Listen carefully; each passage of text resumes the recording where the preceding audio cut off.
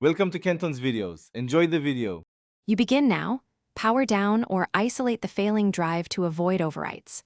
Once done, boot from a live USB environment so you don't write to the damaged disk. Make sure to connect a target drive equal or larger than the source for recovered files. You'll also prepare recovery tools, open source imaging and file recovery utilities, so you can clone the drive first. This initial containment preserves data integrity and creates a safe working copy for deeper analysis and repair steps. You now create a sector-by-sector image using DDResQ or equivalent. This clones all readable sectors and keeps a map of bad areas.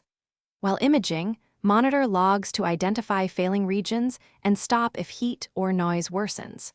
Once the image is complete, run file system checks on the image, not the original, and mount it read-only so you can safely inspect directories. Then use file carving and specialized recovery tools on the image to extract intact files without risking the original media. You recover extracted files to the prepared target drive and verify integrity with checksums or spot-check critical documents and photos.